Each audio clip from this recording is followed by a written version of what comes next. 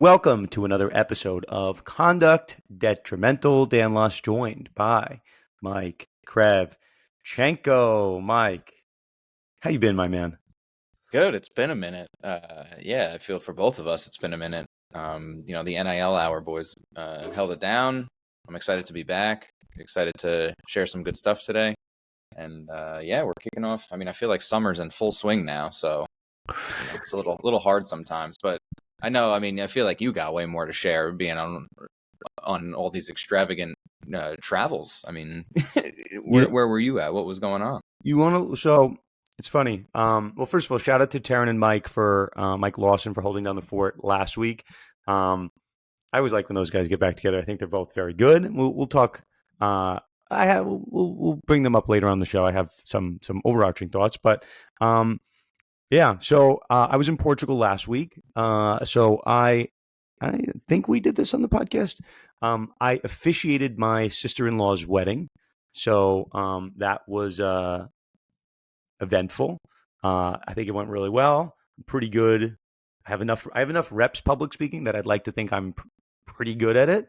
So it went well. The Portugal's beautiful. It's got I think that's like the hot place now. Everyone's going to Portugal. I'd say for those that have not been, there are characteristics of Italy, which I think is maybe its closest comp. I've never been to Spain. Someone might tell me that's the better comp because they're next to each other. But it's rich with history. There's wine. I don't know. Portugal is fantastic. The only thing, at least when we went, it was like this really dry, like I want to say it was like Arizona heat. It just felt incredibly hot. So I sweated through my suit for the officiating. So it was just like it felt like I was breathing in fire while I was, officiating at this vineyard. So anyway, it was good. It's good to be back. But then again, when you're gone for 10 days, the first week back of work is miserable. And Mike, this is the end of that first week, so I'm not, I'm feeling not as feeling as chipper as I do, but I'm happy. Mike, we're recording this on Friday. I'm happy to see you. Happy to get back in the fold, and it is what it is. But traveling is good. Traveling with two kids under 6 is not always that relaxing, but we're here. We're here. We're showing up. We're making it. We're making it happen. Yeah, exactly. It's another. It's the end, like you said. At least you can look back on it. It'll be a fond memory, I'm sure. And hopefully, this next work week, it's a little different. Yeah, I don't mean to complain. Portugal's gorgeous. The trip was great. I'll say this just again for those that are have kids or about to have kids, want to have kids, all this good stuff. Underrated. We did Italy with the family last summer. Italy for young kids, like yeah, I mean, some kids don't react well to like overseas trips. Fine, sure. Italy is like the pizza, pasta, gelato capital of the world. So the kids loved it. Portugal is very fishy, very seafoody. So, I mean, there is like, pizza, pasta, it's in that territory, but like this was a very fishy trip. And I'm not the biggest fish person. So that's what I'll say. If I have to be honest about Portugal, if you're not a fish person, you're missing out on like the main hot restaurants in Portugal. They're all fish, fish, fish, fish. You want to know why, Mike? It's a port city. It is. Hmm. It's a port I mean, city. that makes sense. It does. Okay. Here's what we're going to do today. We have an interview, Mike, that you've done once upon a time with one of our OG contributors, Hannah Valente.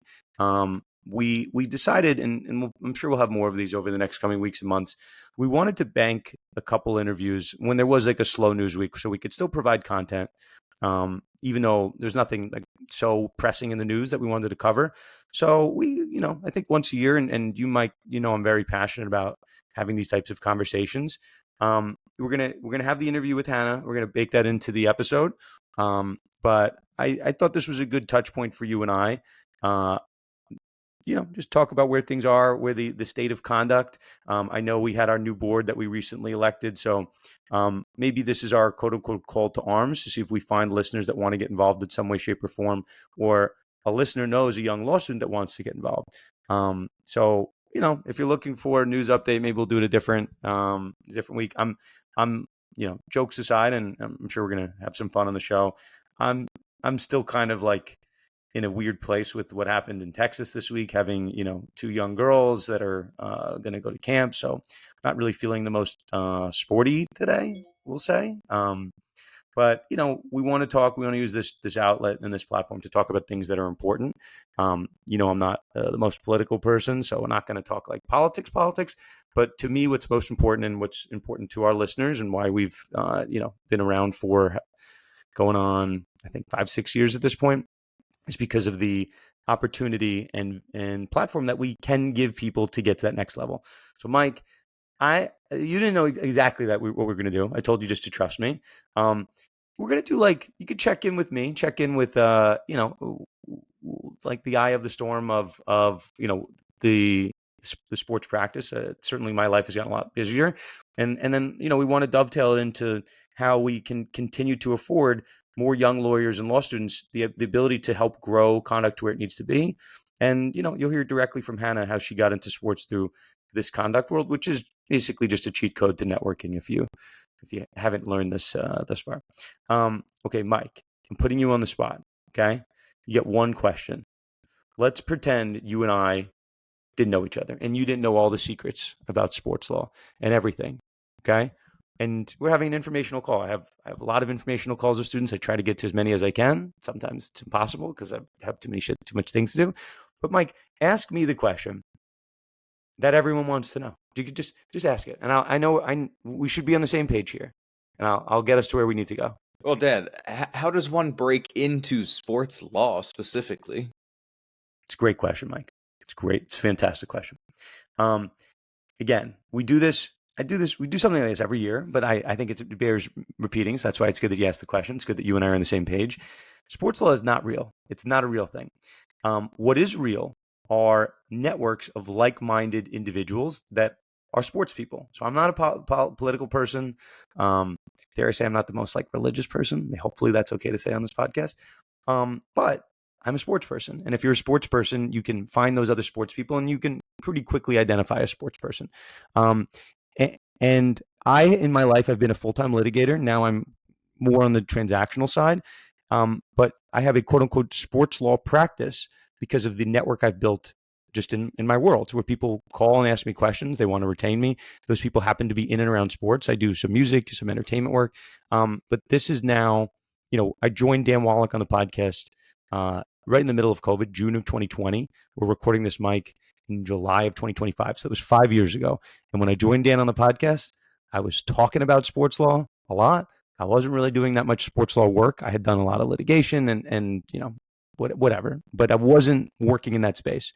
You can have as nice of a network as you want, but becoming a quote unquote working in sports law, if you're on the outside and you're not working for an in-house employer, be it like a football team or a league or some type of sports entity, the other way to do it, right, is to find whatever your specialty is in the law, be it litigation, transactional work, real estate, tax, whatever it is, you name it. Find your specialty and then just find your network of people that are into sports. And then if you're good at what you do, that subspecialty, whatever it is, you will find your way to sports law.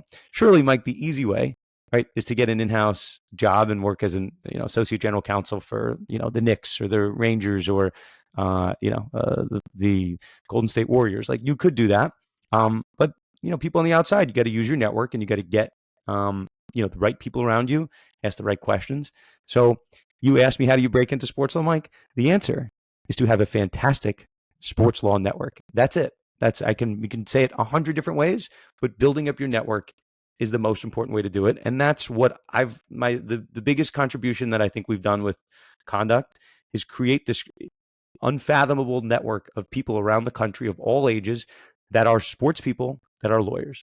So what people want to do with that network is up to them, but the network is here. So I bring that to you and I say that, Mike. Mike, we had our first board call of the year with our newly elected board members. So we had that on Monday. We have it's what is it, the first Monday of every month? Yes, sir. So you don't need to mention names, but what are we looking for in terms of more contributors to what we do for Conduct? Yeah, I mean, we're looking for, really everything across the board. Something that I wanted to make clear with everybody, both on the board, those that applied. It's, we're looking for people that whatever they're most interested in. Like for you guys brought me on to do short form content because that was what I was most interested in and doing.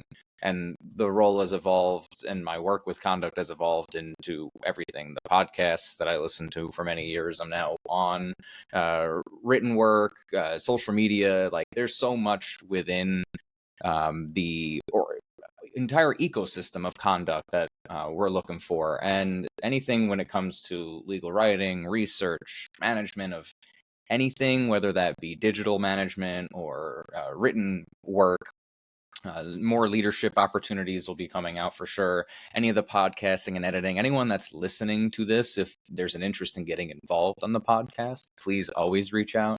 And then the biggest thing that we're doing, obviously, is the networking and community, engagement and outreach.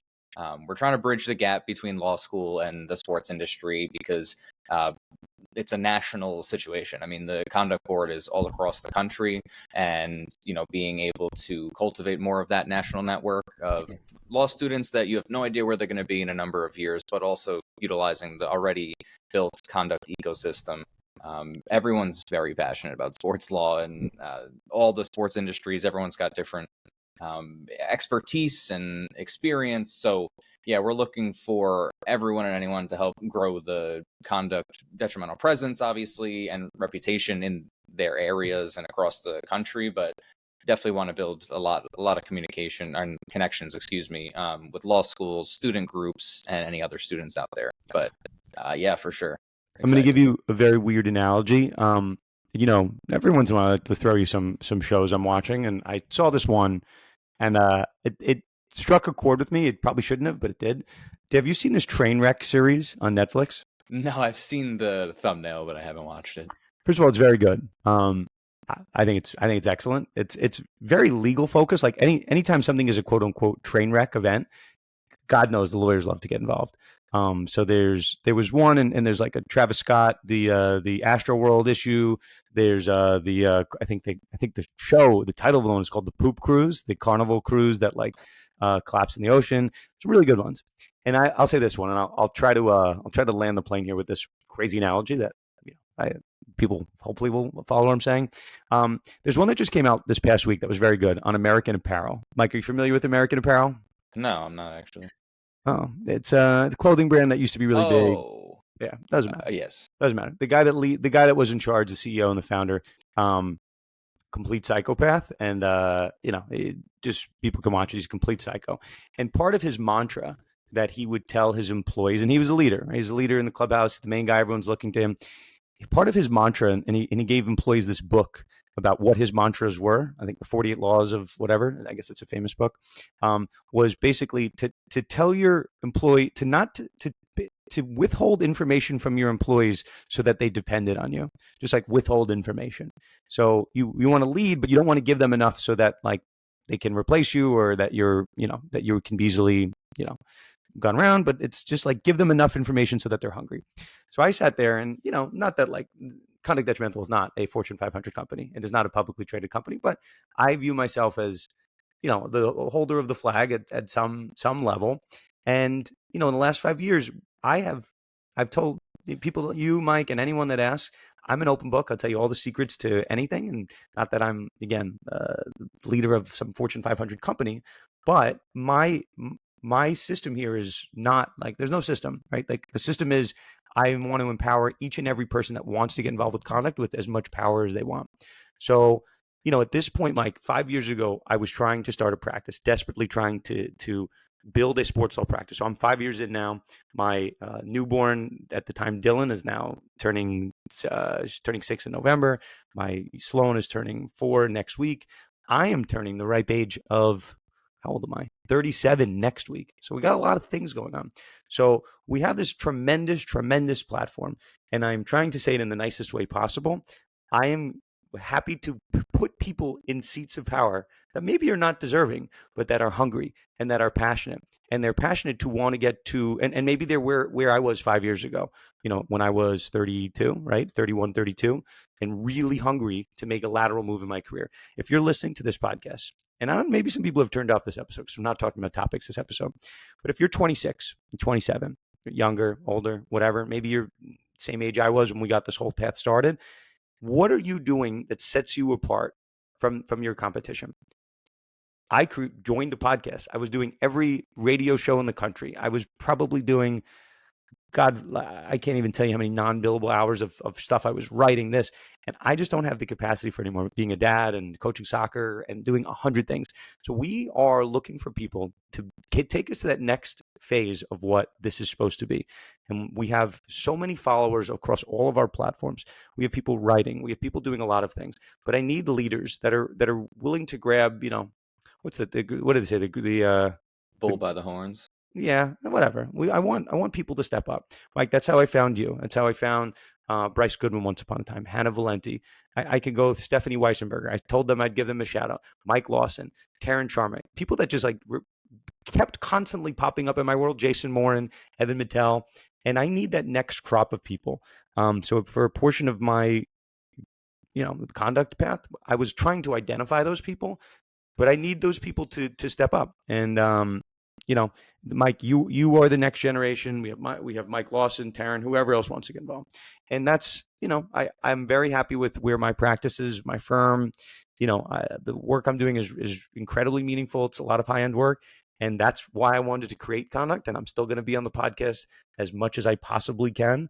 But I need people to step up in a real, meaningful way. And guess what? It's only to benefit your career. It's only to help with that network. Mike Krivchenko, people know your name. Like we go to events, people are like, how do I know that guy, Mike? I'm like, that's the Mike from the podcast. Like, oh my God. Yes, that's him. So, I want to find creative ways to do this. And I think Bryce has done a really good job. And, we have a nice board. I think of Mike, how many people on the board this year? 10 people. Yeah. So yeah, I figured we haven't done this in a while. So I just want to say, I am willing to help as many people as we can. If you're a young lawyer listening to this and you want to be on the board, I'll find a way for you to be on the board. Right now, it's a student board, only because those are the people that have expressed the most interest. Whatever way I can help people get to that next logical level, to show outwardly to clients, to their bosses, to the partners, to whoever else that they are going that next level, that's what we're here for. That's it. That's it. Short, simple.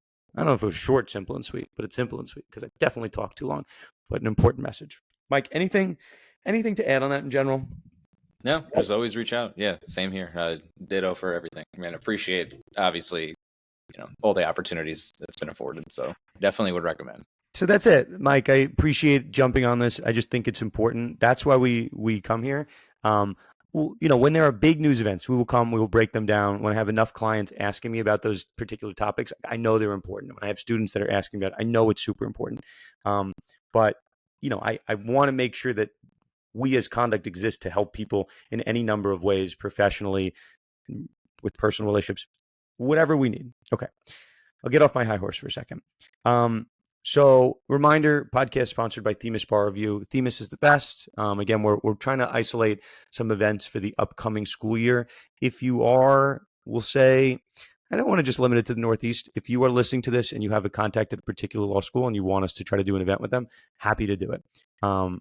Trying to get Themis involved is the priority, but to the extent that Conduct, we can do a panel. We're always looking to spread the gospel. And then some of you guys don't. We'll say in sports law societies that are not as engaged as some are at other schools, but happy to help to the extent that we can. Okay. Anyway, Mike, one more thing before we kick to Hannah. And I don't know who's, again, it could be someone might be listening to this a month from now, a week from now, but I just want to put this out there. Okay. You ready for this? I have a bet. Of course. I have one bet. I'm going to own this. Cam Davis was a complete flop. I still think the number was right that we put the bet on, assuming anybody. I haven't got any texts and people yelling at me other than my closer friends that Cam Davis was not good a couple weeks ago. But if you have no idea what I'm talking about, don't listen back a couple episodes because Cam Davis, he's a good golfer, just not when I told you guys to bet on him. But Mike, I have one. I'm not going to be so vehemently about it because I was not successful last time. Cam Ward. Number 1 overall pick in the draft of the Tennessee Titans. He's the number 1 overall pick. He's a quarterback. The only other, and his odds to win the NFL Rookie of the Year, Offensive Rookie of the Year, are, at least as of today, 3-1. He's not the favorite. He's the number 2. Do you know who the favorite is, Mike? No, couldn't even guess. Ashton Jeanty, Oh wow. the Boise State running back. He's plus 250. I get it, right? Like I totally get it. He's a new player and he's the best running back.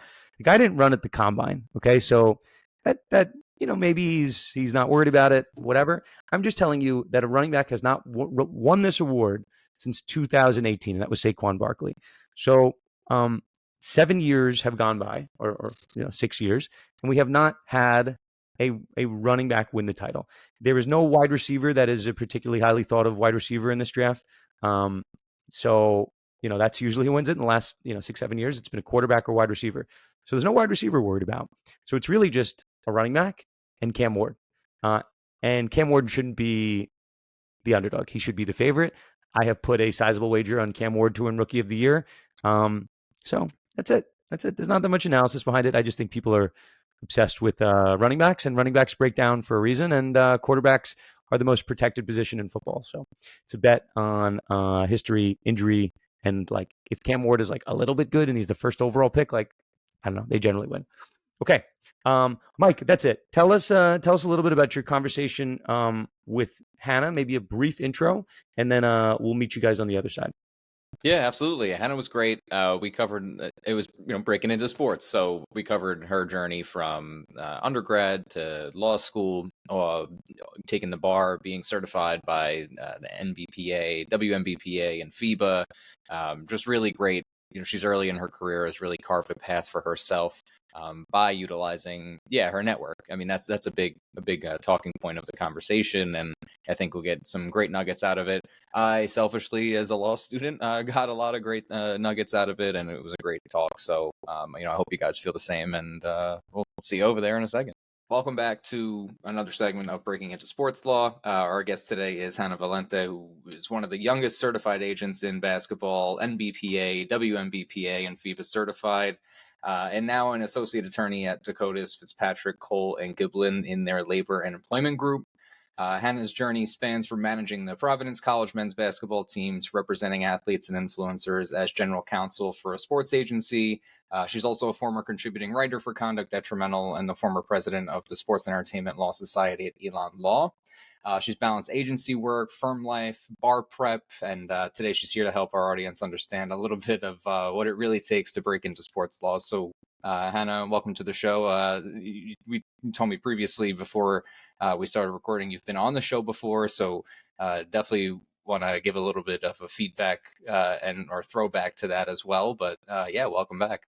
Thank you. Happy to be here in this capacity. Like you mentioned, conduct was such a big part of finding my way in law school as a writer and appearing on the podcast and doing really whatever it took to get my name out there. So happy to come back in this capacity, and always helpful, always happy to help law students or just students who want to enter into this field. No, absolutely. I mean, we appreciate it tremendously. I appreciate it on a personal, level as well. I am, also one of those law students that kind of is still finding the way, and especially with the next couple of years coming up. So, selfishly, it's going to be a great conversation for myself, and happy to share it with our audience, of course. So, I'd love to, I guess, start from a little bit from the beginning. How you first were interested in sports law and specifically athlete representation. I mean, obviously, there's the shiny aspect of being a sports agent that a lot of the general public understand, but sports law itself is very niche, and athlete representation really gets down and more specific. So I'd love to hear a little bit of the beginning behind that thought process. Yeah, absolutely. So I am one of those weirdos that from like 3 or 4 years old, I decided I wanted to be an attorney.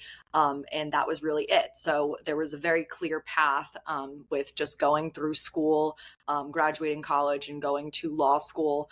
But what kind of law I wanted to practice changed a lot throughout my life. Just growing up, when I was younger, I wanted to be an environmental attorney. For a little part of my life in high school, I debated studying canon law and working for the church. And then, as fate would have it, my senior year of high school, I was a decent athlete, definitely not a great athlete in high school, but loved it, loved playing. I had a very minor back injury when I was playing women's basketball that led me to not being able to finish the season, not being able to play, and led me to managing the boys basketball team in high school. So this very minor change and this very minor back injury that sidelined me really changed the course of my life at that point. So I managed the high school basketball team, fell in love with the aspect of managing it and everything that went in besides the game and how integral that was to the success of the team. So the following season, as that wrapped up, like I said, it was my senior year, I reached out to Coach Cooley at Providence College, introduced myself and said, I really love doing this. I would love to continue this at the Division I level. I applied early decision to Providence. So I kind of set myself up in a position where, okay, great if I even get a response, but if not, I really am just shooting my shot, pun intended, to really just try to see if I can continue doing this. It really was something that I just really enjoyed doing and had a passion for. So Coach Cooley ended up responding, and when I went to Providence that summer, I had an interview with the GA at the time, who welcomed me to the manager squad.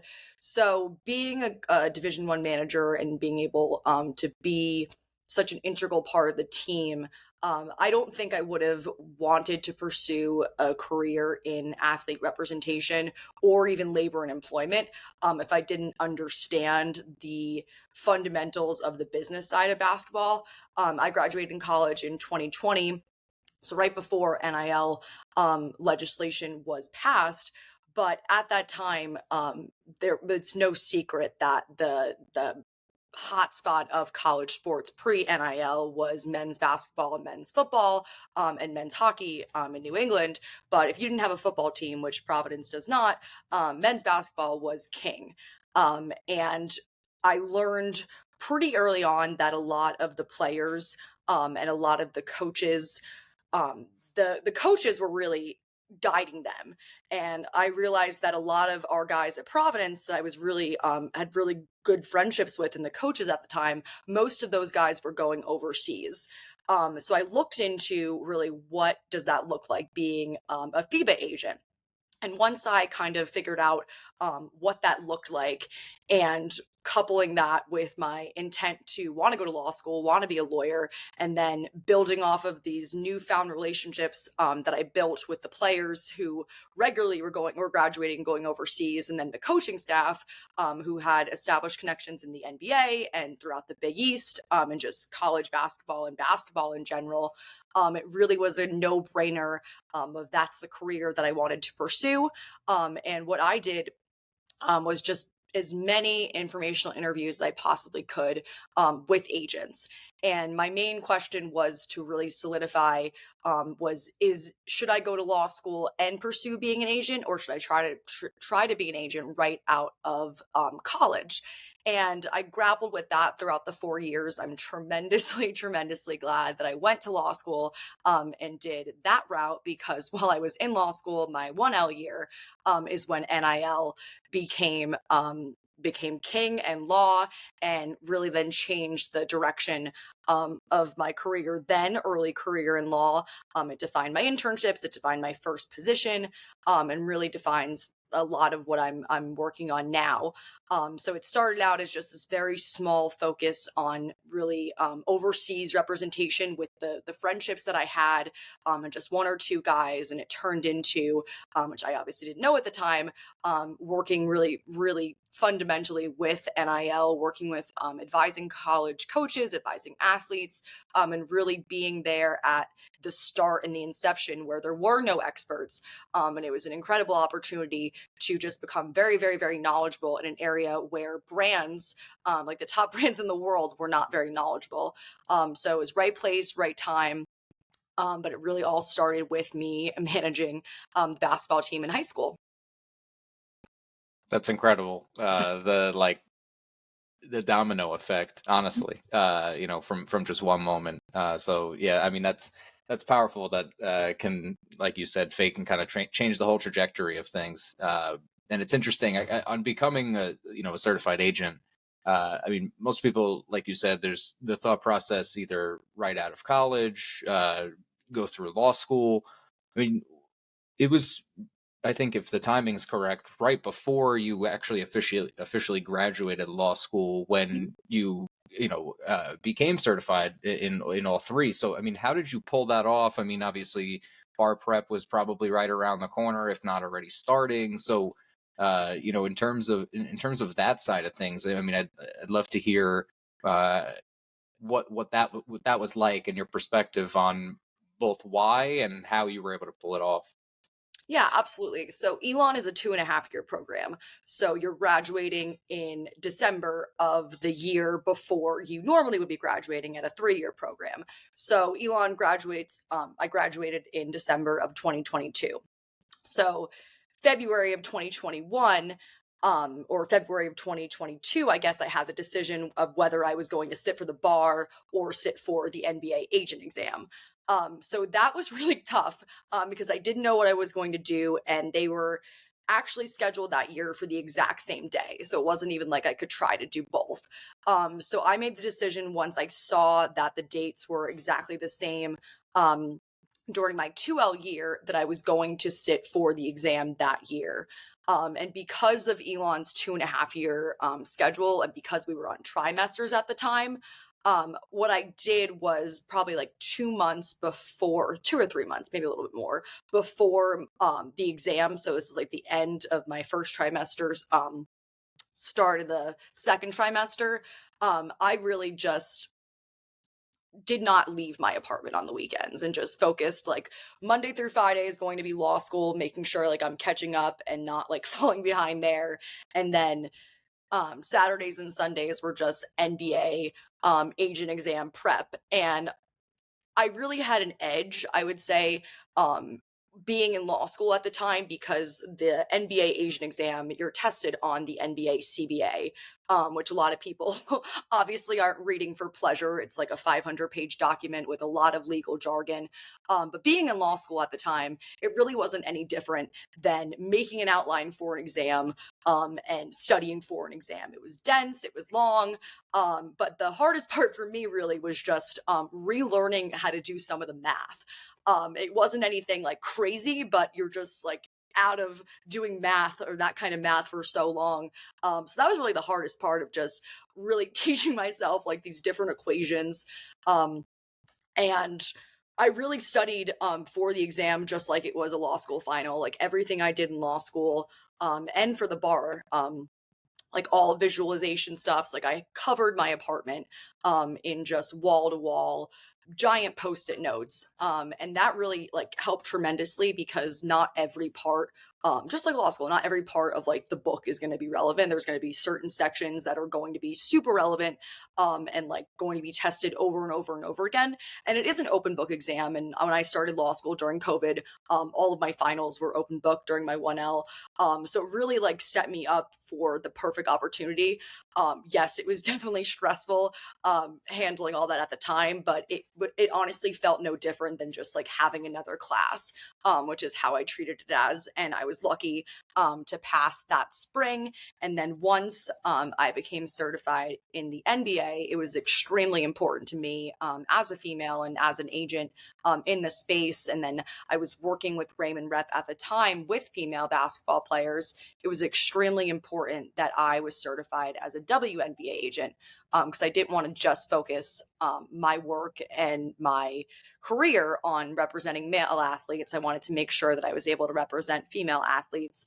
And that's been something that's been extremely important to me, and only has become extremely more prevalent, but also something that made me stand out tremendously, because there's a ton of NBA agents, but not as many, or not even close to as many, WNBA agents. So went through that process right after the NBA exam, got my WNBA certification, and then went through the overseas process last, which was my first intention of getting certified overseas, but it ended up being the last certification that I actually ended up obtaining.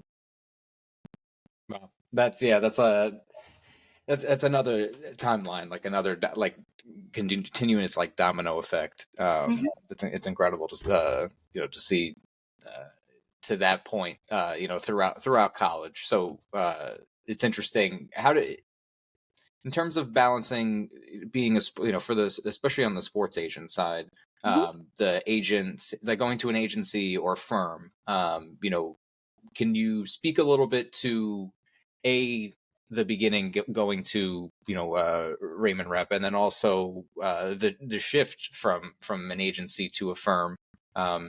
So I apologize, it's a little bit of a very loaded question, two-part question, but I guess we'll start with going from college and law school into an agency, and then the second part is the shift to the law firm. Yeah, absolutely. So in law school, I thought that to make it in the industry, I needed to work for a bigger agency. I needed to work for a household name. So I put my name out there time and time again as soon as I got certified. And I did I was presented with a couple of opportunities that I was not I was definitely underqualified for at the time, but because it was so new, and because I was newly certified and was really passionate about the industry, I was actually getting phone calls offering me um positions to run divisions of smaller agencies. So obviously, I'm a 2L. I just got certified. That was not something that I was able to swing at the time. I wish that that was the reality, but it was not. But my mind was set on a CAA or a Wasserman, or really anything that was a household name. So I applied all over during my 2L summer, and I was currently during this 2L year, I was at MetLife Stadium at my internship. And when I wasn't like doing stuff with MetLife Stadium, I'm from New Jersey, it was right here in New Jersey. I was just applying, applying, applying, applying. So like I said, I was under the mindset that it needed to be the biggest agency, needed to have that big name, because in my head, I was like, that's how you attract clients. I have the credentials. This is how I need to get to the next level. So obviously, that's not what happened. And while I was going through reaching out to every bigger name sports agency I could, Michael Raymond's name kept coming up in circles of people that I was talking to. So I had never met Michael, had never spoken to Michael before, but Michael was only a year older than me. He also got certified while in law school. He was certified the year before me, his NBA certification, and he started Raymond Rep. So kind of similar to my story. When Raymond Rep was first started, it focused on male basketball representation. And as my story shifted, Michael's story shifted as well. And with the passing of NIL, and also with student athletes graduating, becoming student athlete influencers, it ended up that Raymond Rep took not only a great role in the basketball space and the men's basketball space, but also ended up becoming this area that didn't exist of content creators that were former athletes. And Raymond Rep was really leading the way in this new area, because it wasn't NIL. It was just full on, they are influencers. They had this great following in college. Like one of our athlete or former athletes, for example, at Raymond Rep was a Syracuse women's basketball player. And now she's just a full-time influencer. So I ended up meeting Michael, ended up just keeping in touch throughout my 3L year, and officially came on during probably the fall of my 3L year. And I originally started at Raymond Rep just as an intern, and I was primarily focused on women's basketball NIL representation. And really, what that meant at the time was just a very small internship, just really getting to know the female basketball clients. They were all freshmen at the time, and also with the intention of building my own roster. So about a month or two in, I brought on a basketball player who was at Providence. His name is Nate Watson, who I was very friendly with at Providence. He was playing overseas.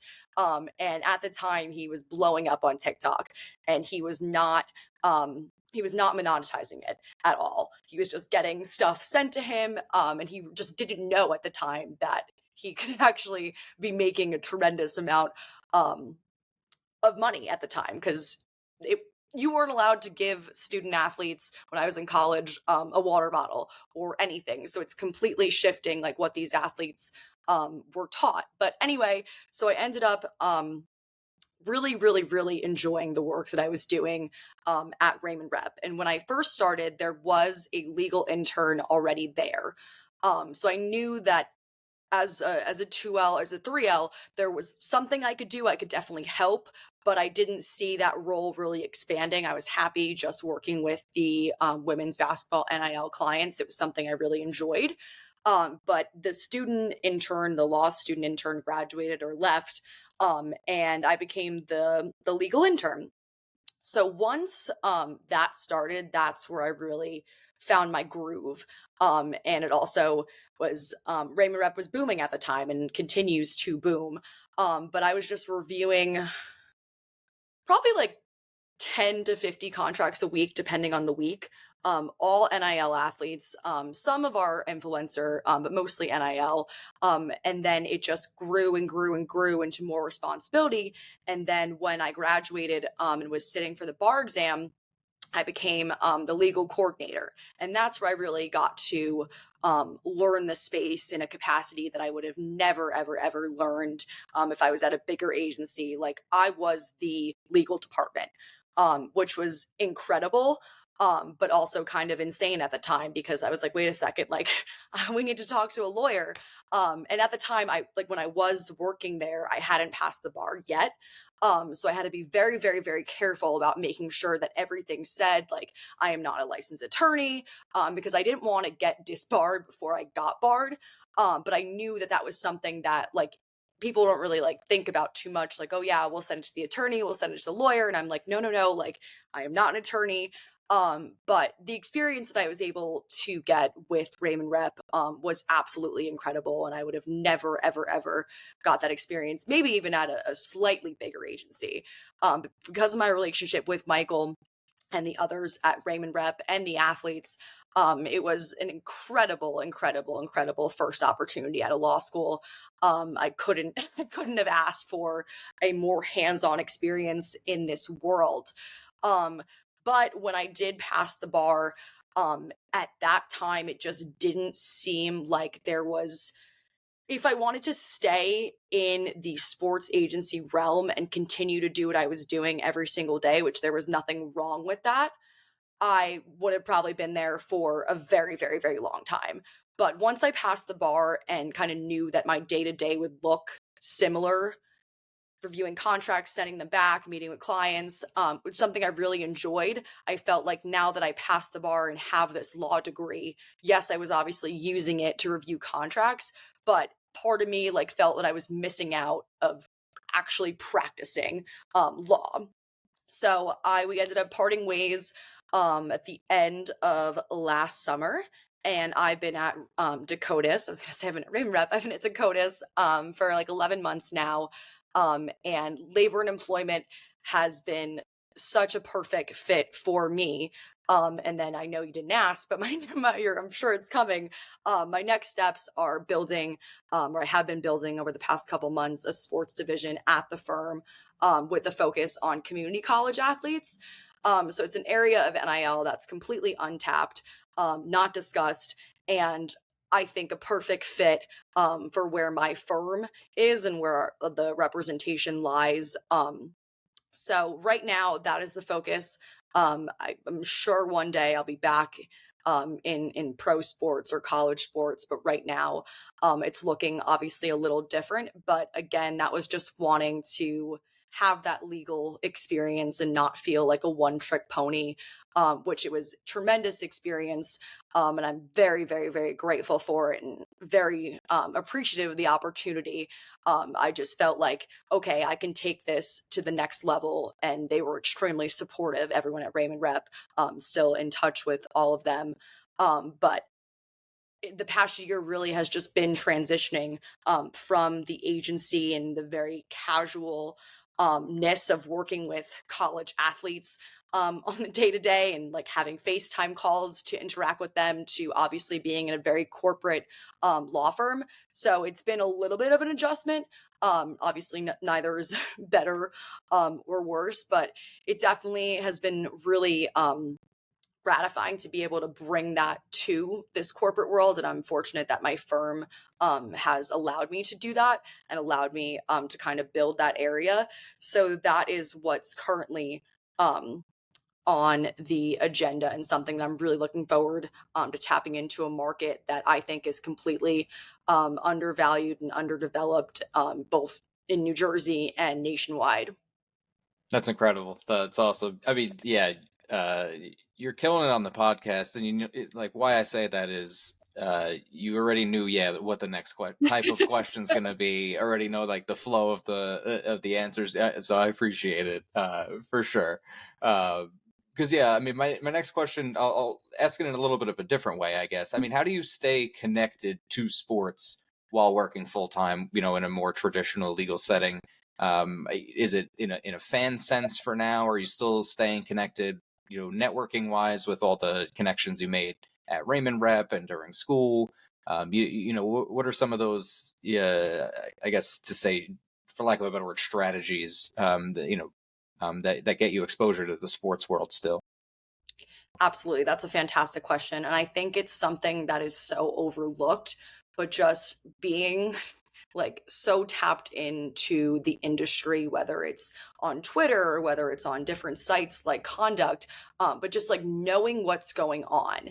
And that requires a lot of research, because so much of NIL deals, like yes, a lot of them are advertised publicly on Instagram or other social medias or TikTok, but just being in the space and trying to follow the trends and really see what's coming next has really helped me. Obviously, following along the past couple months on the House legislation and the settlement, I've been helping a lot of former athletes kind of figure out or try to figure out, piece together what that looks like with back pay compensation. So really just following like what's going on in the sports law world. It's something that came naturally in law school. Like I was the news coordinator for a while at Conduct. So I was constantly posting sports law stories. And when I stopped to study for the bar and be a full-time, not practicing attorney, a full-time bar studier, I still kind of kept like being plugged in that world, because it is niche, and there is so much going on now, so more than ever. So really just making sure that I know what's going on, because if I'm at an event, whether it's somewhere in New Jersey where it could be like a political event or a firm event, if it comes up that I'm a sports agent, even if you're a casual fan, you're going to know what's generally going on. So I never want to be in a position where I don't know what's going on and can't take a position, or at least be educated enough to say, oh yeah, like, and have a conversation. So even though I'm not in the day-to-day practicing or seeing what's going on in the contracts, it's really important that I kind of hear what's going on from student athletes internally, and then also just externally, like what is the media portraying, what's actually happening at the colleges, and then on the legislative side, like what are states doing, what is the federal government thinking, and really just tapping into different channels of where it's being spoken about, because it really is everywhere. So just making sure that, although it's hard to do because it constantly seems like it's changing, keeping up to date on what is the current status of NIL, what's the current status of pro, what are the changes in the WNBA. That's been a real focus of mine this season, just really following the perception of the W, and hopefully changes to come in their CBA with obviously enhanced salaries. So really just tapping into, obviously as a fan, but also just more as an attorney now, seeing like what are the, as a labor and employment attorney, seeing what does a CBA look like for a unionized college team? What does it look like for a WNBA that outperforms MLB games? And really just seeing what that looks like. So definitely a casual fan, but also just a sports law nerd, and trying to think about those things and research those things and talk to people who are thinking these same things. It's awesome. Would you, since you mentioned New Jersey, would that make you a Liberty fan? Yes, it has been great. And I have to say, like, I was a Caitlin Clark fanatic in college. or when she was in college. I was not in college, and really have been fascinated by her and are fascinated by the Fever. So it's been great to kind of just have a new sport to watch, and just the league in general. Like when I became certified, like I would watch a couple games here and there, but very rarely. And now it's something that like I look forward to. I love going to games, and obviously I'm not alone. So it's been really cool to see just in the past 3-4 years or so how the perceptions kind of shifted toward the W, and I think that's only going to grow as you have more Caitlin Clarks and more pages, and I think it's something that is really great for the growth of the sport. Yeah, you mentioned earlier, a lot of the influencers, a lot of them have made their way to the pros now. We've seen the younger generation that have been on TikTok, Instagram, YouTube over the last decade. In high school, now they're finally at the pro level. So I mean, it's awesome to watch. And yeah, I know I appreciate it, and with the work that you do, I'm sure you do as well. If you before we'll get you out of here. What advice for students that want to get involved in sports law conversations and maybe don't have immediate connections in the industry? What is some advice that if they want to break into sports law that you'd give them? Yeah, that's a great question. And a lot of people just assume because I was a manager that like I had some kind of connection with Coach Cooley or some of the assistant coaches. But like my story, I think, resonates with some people because I'm not an athlete. I was never going to be an athlete. Obviously, I never played men's basketball, but I was a 4-year manager for the men's basketball team, became a men's basketball professional agent. So I think the first thing is you have to create opportunities for yourself. If this is an industry that you want to be in and there's plenty of work to be had, then if you don't have existing connections, then you have to create them for yourself. And if you don't know where to start with social media, I think a good place is if you're comfortable making content and making TikToks talking about sports, I think that's a great way to get your name out there. If you don't want to be in front of the camera, a podcast is a great way to kind of just get your name out there, be more comfortable talking about these topics. And then also writing. I mean, these are all things that I did when I was in law school. I had a podcast. I was writing all the time for Conduct. I was also just doing the news, writing about these news articles. So creating opportunities for yourself, not only in like actual positions.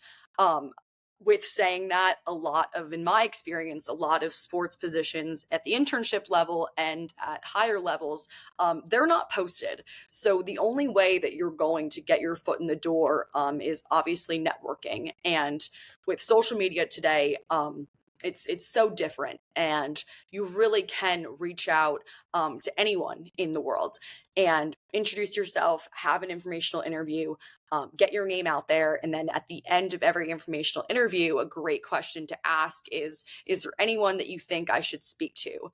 And that's exactly how I found Michael, and that's exactly how I got an incredible first job at a law school, was just asking that simple question. And don't be afraid to kind of be the expert in the room. It was something that I struggle with, being first year at a law school, being referred to as an NIL expert. But because it's still in its infancy, there is so much out there that you can become an expert in. And just because a role of a sports agent is the one that's the most talked about and visible, there are so many different areas in sports at the pro level, at the college level, whether it's athletic compliance, whether it's marketing. There are so many things that go into athletics and athletics representation. And with NIL, and as we've seen this week, the constant changes at the college level, there's always a job to be had to kind of see what this actually means in actuality, and implementing what these very big decisions mean to a very small Division 1 school and the Power Five. So there's so many opportunities that NIL has created, and trickled down from the athletes getting paid to now former athletes getting paid. So it's an industry that's going to continue to create opportunities just through its nature. And it's also something that anyone can be an expert in. You don't have to be an attorney, you don't have to be an agent. You just have to know what's going on and be aware of what's going on and that it's subject to change. Well, Hannah, thank you so much, for sharing your story, your insight, in your time with us, for sure. This has been awesome. It's clear you've carved a lot of your own lane and are continuing to, everywhere you go. So, I know a lot of students, young professionals, and like I said earlier, myself, are walking away from this episode, feeling not only just very inspired, but a lot more confident, I think, in taking that first step. So, I think as a whole organization, everyone listening, definitely keeping an eye out on everything that you've got coming next, because definitely a young trailblazer in the industry, excuse me. And so, thank you so much again for being here, and hope to have you on again soon. Yes, thank you for having me on. I really appreciate it. It's good to come back on the podcast. Absolutely. Well, thank you, Hannah. That was Hannah Valente. Hannah, again, we kind of alluded to it. Hannah has been in our networks for a long time, and I'm happy when people can graduate and get out and do their own thing when they're, find their way in the sports world. So Hannah is one of our major success stories. I have too many to count at this point, and I love to see it. So if we can continue to create those success stories, and if you're sitting there and you're someone that has listened to the podcast for many, many years, and you want to get to whatever that next logical level is in your networking path, reach out. Reach out. We have our email for a reason. Mike has Mike, have been a great ambassador for what we do. So that's the goal here. Just set people up and get people to where they need to go. And I think, I don't want to speak for Hannah.